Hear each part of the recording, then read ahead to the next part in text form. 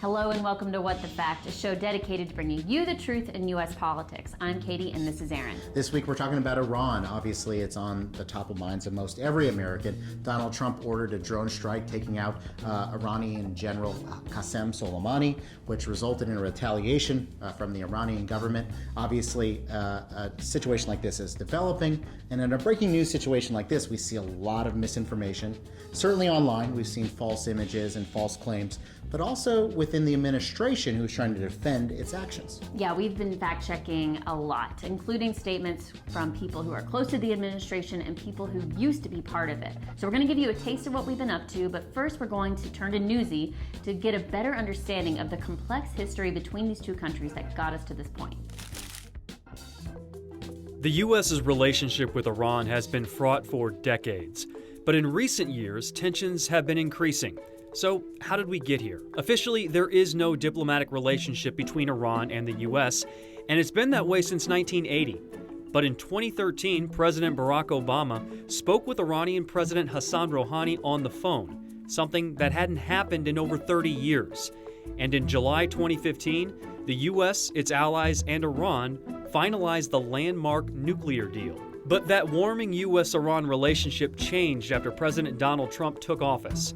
In May 2018, the president withdrew from the Iran nuclear deal, and by November of that year, the Treasury Department had reinstated all sanctions against Iran. In response, Iran started ramping up its nuclear activity and exceeding some of the limits set by the deal. In April 2019, the Trump administration deemed the Islamic Revolutionary Guard Corps a terrorist organization. That was the first time the U.S. gave that label to another country's military. Iran responded in kind, labeling the U.S. troops in the Middle East a terrorist group. Tension rose even more after Iran shot down a U.S. military drone in June 2019. American officials said the drone was in international airspace, and Iran contended the drone was in Iranian airspace. President Trump was set to launch a response attack almost immediately, but called off the plan at the last minute, citing the potential loss of 150 lives. On December 27th, a rocket attack on an Iraqi military base killed an American contractor and injured American troops. The U.S. retaliated 2 days later, launching 5 airstrikes against Hezbollah-linked targets in Iraq and Syria. 25 people were killed. On New Year's Eve, supporters of Iranian-backed militias started storming the U.S. embassy in Baghdad, and President Trump blames Iran for that attack. In an interview Friday morning on Fox News, U.S. Secretary of State Mike Pompeo indicated the happenings during the last week in December seemed to be the final straw. We don't seek war with Iran, but we at the same time are not going to stand by and watch the Iranians escalate and continue to put American lives at risk without responding in a way that disrupts, defends, deters, and creates an opportunity to de-escalate the situation.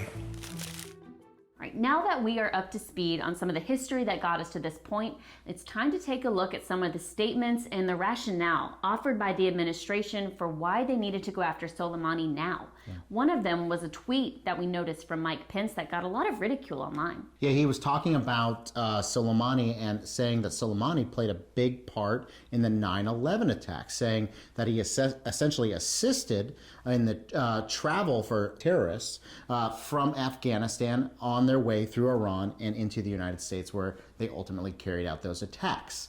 Now, Katie, what are the facts of this claim?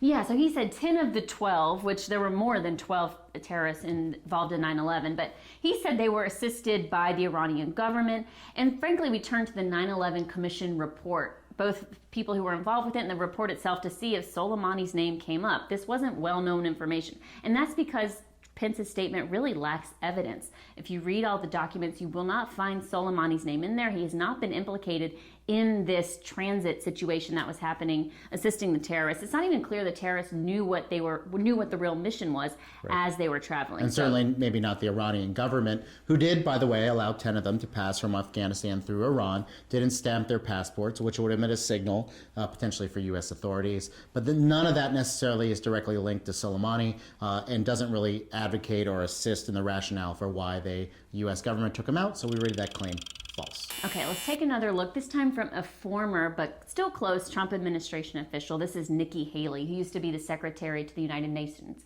Now, she was going after Democrats who have been criticizing the Trump administration's decision. She said they were actually mourning the decision. Let's listen to what she said. You don't see anyone standing up for Iran. You're not hearing any of the Gulf members. You're not hearing China. You're not hearing Russia. The only ones that are mourning the loss of Soleimani are our Democrat leadership and our Democrat presidential candidates. Okay, Aaron, this gets our worst rating, pants on fire. We combed through so many of the statements from the Democrats. None of them have a trace of mourning the passing of the general. Yeah, I mean, from top to bottom in the race today, so Joe Biden, Elizabeth Warren, Pete Buttigieg, Amy Klobuchar, they all kind of celebrated and said this was a bad guy and the world is better off without him being there. What Nikki Haley is probably trying to say is most Democrats question the timing and the reasoning and rationale behind taking out Soleimani right now, but no one celebrated or mourned his death. So that's why we rated it pants on fire. All right, that's going to do it for this week of fact checking, but we're going to continue following this issue with a lot more coverage of misinformation on social media and from the politicians themselves. So if you want to see more fact checks, go to PolitiFact.com. Until next week, I'm Katie and this is Aaron. Take care.